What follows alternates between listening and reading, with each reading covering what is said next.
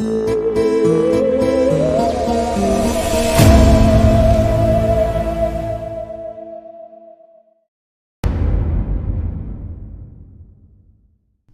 की भीड़ भाड़ वाली सड़कों पर आधी रात का सन्नाटा छाया हुआ था।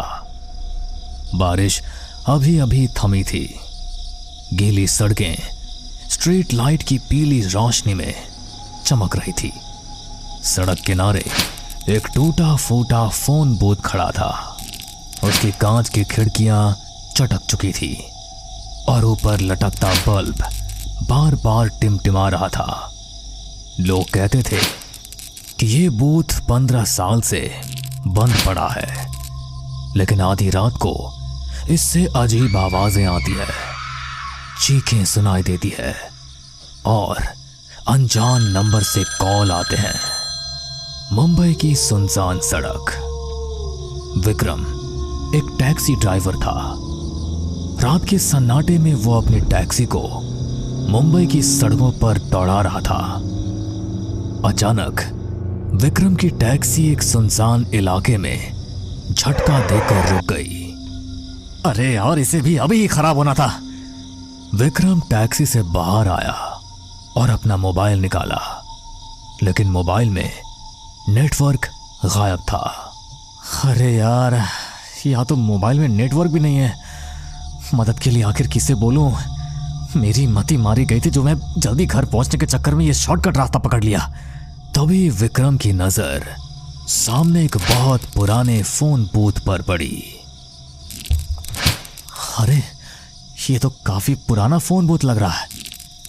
अगले ही पल फोन पर घंटी बजने लगी। विक्रम ये देखकर चौंक पड़ा। दूर से देखकर ऐसा लग रहा है जैसे वर्षों से इस फोन बूथ पर कोई आया ही नहीं। फिर ये फोन कैसे बज सकता है? जिज्ञासा बढ़ने पर विक्रम फोन बूथ के अंदर चला गया और रिसीवर उठाया। हेलो।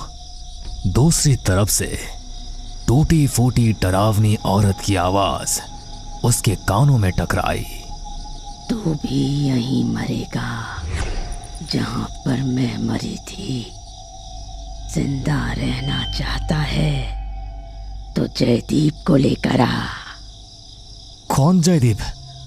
कौन हो तुम?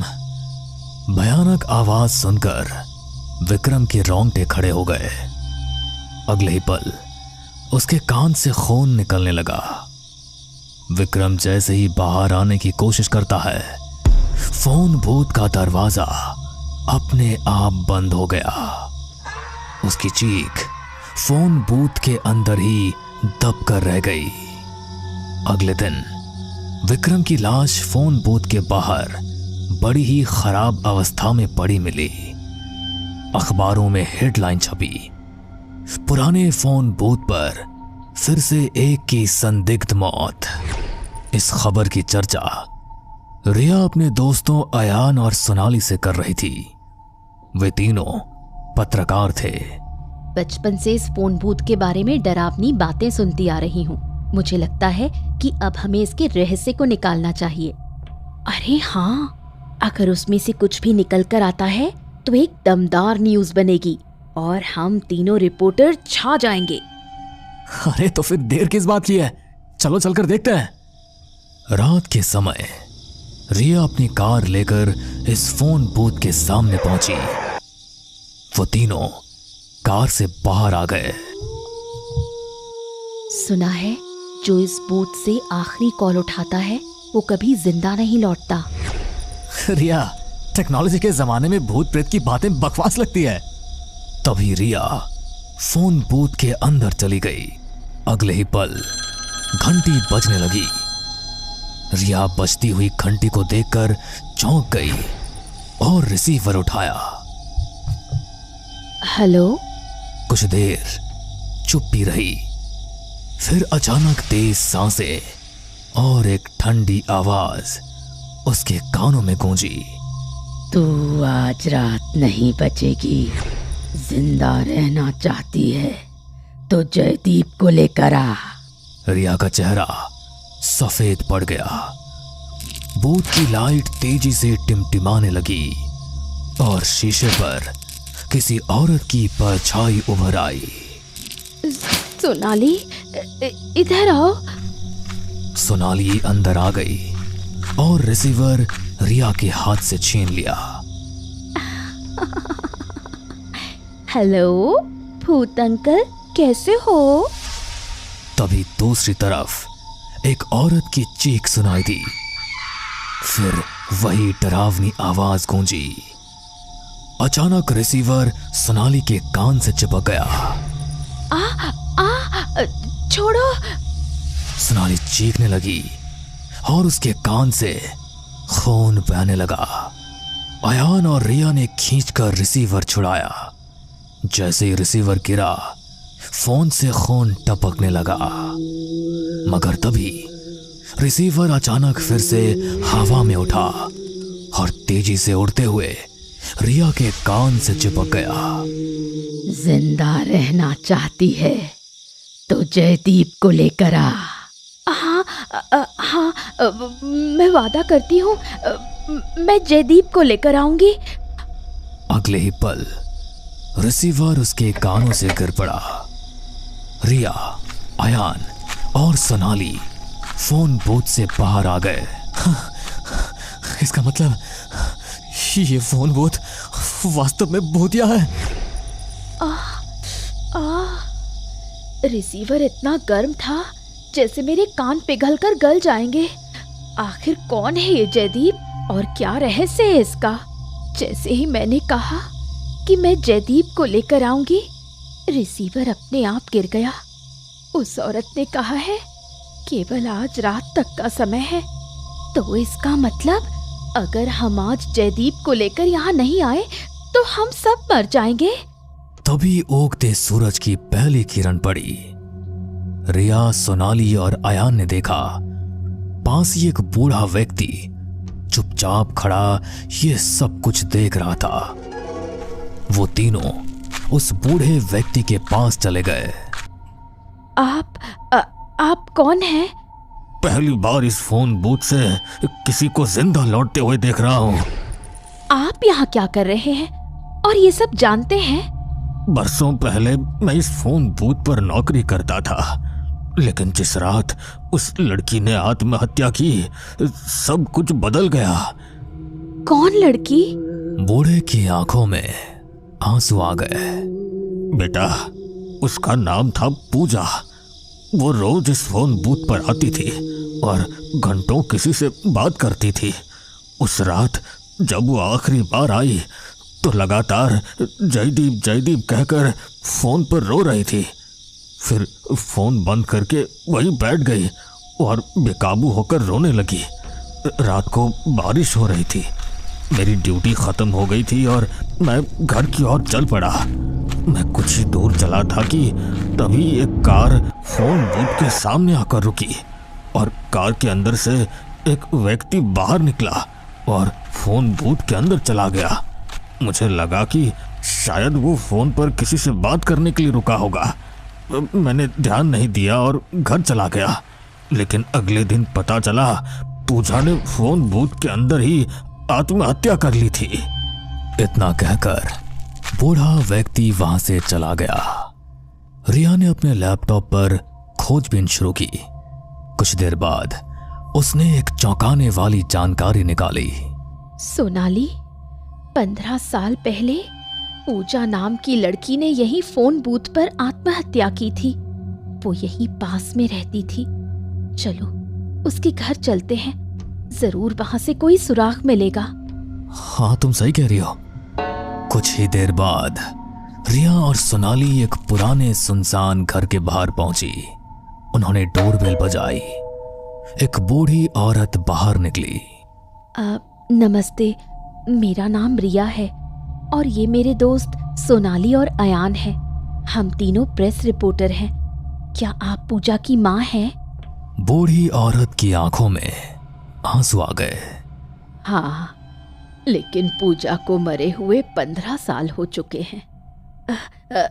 हमें आपको कुछ बताना है।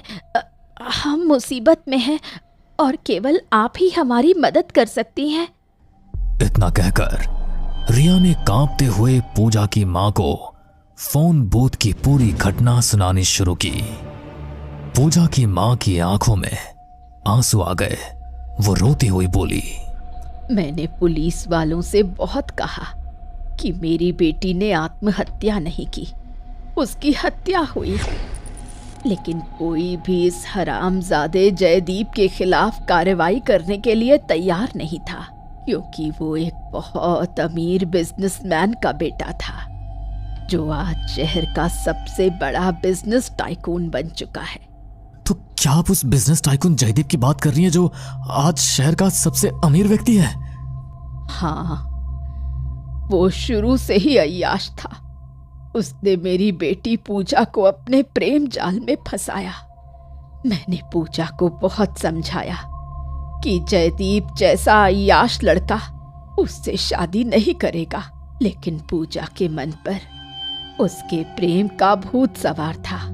वो जयदीप पर बहुत विश्वास करती थी और एक दिन वही हुआ जिसका डर था। क्या हुआ? पूजा प्रेग्नेंट हो गई। उसके पेट में जयदीप का बच्चा पल रहा था। जब ये बात मुझे पता चली तो मैं रोने लगी। मैंने उससे कहा कि इस बच्चे को गिरा दे, क्योंकि जयदीप तुझसे शादी नहीं करेगा और समाज में हम मुंह दिखाने लायक नहीं रहेंगे। लेकिन पूजा अड़ गई और उसने कहा कि नहीं, जयदीप ने मुझसे वादा किया है, वो मुझसे शादी जरूर करेगा। पूजा उस रात उस फोन बूथ पर उससे बात करने गई थी। उस रात बारिश हो रही थी और फिर पूजा कभी वापस नहीं आई। इतना कहकर पूजा की मां फूट फूट कर रोने लगी। सोनाली और रिया ने पूजा की मां को चुप कराया और बाहर आ गई। सब कुछ समझ में आ गया। बूढ़े आदमी ने कहा था उसने उस रात एक कार देखी थी। जरूर कार के अंदर जयदीप होगा। पूजा ने उस पर शादी का दबाव डाला होगा और उसने उसे मार दिया होगा। सही कहा। इसलिए पूजा की आत्मा हर किसी से यही कहती है कि जयदीप को लेकर आओ, और जो नहीं लाता उसे मार देती है। लेकिन हम जयदीप को उस फोन बूथ तक कैसे ला सकते हैं? चलो उस फोन बूथ पर चलते हैं। रिया, अयान और सोनाली कुछ ही देर में दोबारा फोन बूथ पर पहुंच गए। रात का सन्नाटा फैल चुका था। रिया ने अपना मोबाइल निकाला और जयदीप का नंबर सर्च किया। जयदीप एक बिजनेस टाइकून था, तो उसका नंबर मिलना मुश्किल नहीं था। कुछ देर बाद जयदीप ने फोन उठाया। हेलो, कौन? तुम्हारे फायदे की बात कर रही हूँ। मुझे तुमसे 1 करोड़ रुपए चाहिए। तुम्हारा दिमाग खराब है क्या? जानती हो तुम किससे बात कर रही हो? हाँ, जानती हूँ। 15 साल पहले तुमने एक फोन बूथ पर पूजा नाम की एक लड़की की हत्या की थी। पूजा, वो प्रेग्नेंट थी। उसी रात तुम कार से फोन बूथ आए थे और तुमने बूथ के अंदर पूजा का खून किया और बड़ी आसानी से उसे आत्महत्या साबित कर दिया। तुम्हें लगा किसी ने कुछ नहीं देखा, लेकिन तुम नहीं जानते थे वहां पर एक तीसरा व्यक्ति भी था। उसने अपनी आंखों से तुम्हें कत्ल करते देखा था और तुम्हारी कार का नंबर भी नोट किया था, जो डर की वजह से चुप रहा। लेकिन वो अब चुप नहीं रहेगा। सोचो, अगर ये मामला मीडिया में उछल गया तो तुम्हारी इमेज मिट्टी में मिल जाएगी। तुम्हारे बिजनेस के शेयर धड़ाम से गिर जाएंगे और तुम सड़क पर आ जाओगे। मुझे बस ये बताओ, तुम हो कहाँ? मैं उसी फोन बूथ के पास हूँ। मेरे बंगले पर आ जाओ, तुम्हें पैसे मिल जाएंगे। नहीं, अगर आना है तो तुम यहाँ आओ, फोन बूथ के पास। ठीक है, 15 मिनट में आता हूँ। जयदीप उठकर खड़ा हो गया। तुझे 1 करोड़ नहीं, तुझे तो मैं एक गोली दूंगा। ब्लैकमेल करने का सारा नशा हवा हो जाएगा। कुछ ही देर में जयदीप कार से फोन बूथ पर जा पहुंचा और कार से उतर गया। वहां रिया और सोनाली खड़ी थी। तो तुम हो वो जो मुझे ब्लैकमेल कर रही थी? तभी अगले ही पल बूथ का दरवाजा खुला और एक भयानक औरत बाहर आ गई। उसके लंबे बाल चेहरे पर थे और उसका शरीर कांप रहा था। कौन हो तुम? अचानक उसके चेहरे से बाल हटे और उसका भयानक चेहरा सामने आ गया। पूजा! हाँ, तुमने साथ जीने मरने की कस्में खाई थी, लेकिन तुमने मुझे ही मार दिया। अब मैं ही क्यों, तुम भी मेरे साथ मरोगे। जयदीप चीखने लगा, लेकिन भयानक हो चुकी पूजा ने उसका गला पकड़ लिया और उसे खींचते हुए फोन बूथ के अंदर ले गई। कुछ ही देर बाद बूथ के अंदर से बस जयदीप की चीख सुनाई दी। अगली सुबह हर चैनल पर यही खबर थी, मशहूर बिजनेसमैन जयदीप की फोन बूथ पर रहस्यमयी हत्या। आखिर वो रात को फोन बूथ पर करने क्या गया था?